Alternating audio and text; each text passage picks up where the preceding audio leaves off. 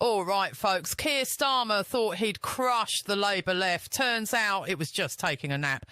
Today on TruthCast UK, we're diving into Labour's internal war. Yes, the government's been in power less than a year and already the backbenchers are revolting. And I don't just mean their voting records. So let's set the stage. 4 Labour MPs, Chris Hinchliffe, Rachel Maskell, Neil Duncan-Jordan and Brian Leishman, were suspended from the party for voting against cuts to disability benefits. Let me repeat that. They voted against cutting support for disabled people. The government later backed down, but Starmer still punished the ones who got it right. You'd think they'd get a thank you card. Instead, they got the sack. Now, in a move that should give number 1. 10 heart palpitations, 3 major Labour campaign groups, Compass, Momentum and Open Labour have joined forces for the first time ever to launch a petition demanding the suspensions be overturned. Momentum, yes, that Momentum, the Corbyn-era grassroots engine, you know, the group Starmer's spent 4 years trying to flush like an unwanted pet goldfish. Well, it's back with friends and it's angry. Compass says Labour needs to, quote, rediscover its moral purpose. Translation, stop acting like a spreadsheet in a suit. Momentum calls the suspensions a desperate act from a failing government. Ouch.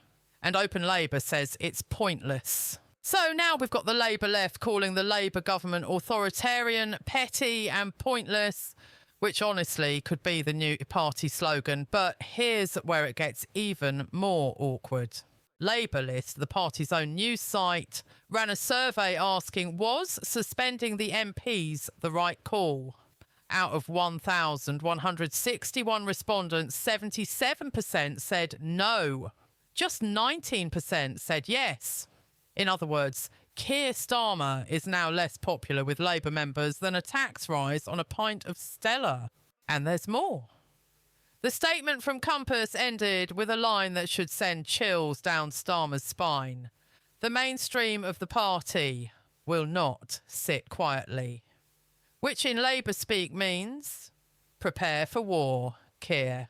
And this isn't just a fringe rebellion, this is the base. These are your leafleters, your canvassers, the people who tweet, let's do this, with gritted teeth and a crumbling sense of hope. If you lose them, you're left with Rachel Reeves and some ex-BBC producers. So let's recap. Starmer punishes MPs for doing the morally right thing. His own base revolts. Activist groups reunite like it's Avengers, Socialist Edition, and the polling, brutal. If this is what Labour looks like in year 1, what's it going to be like by 2029? Honestly, I wouldn't be surprised if the next leadership challenge comes from a Tesco worker with a membership card and a grudge. The big question is, why is Starmer doing this? Answer, he wants control.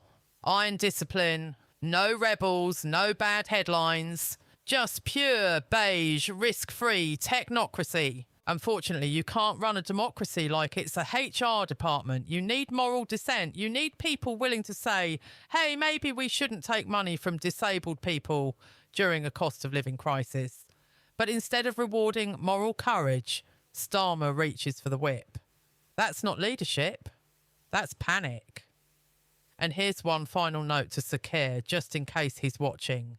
If your response to criticism from your own team is suspend them, then congratulations, you've officially become the exact thing you campaigned against.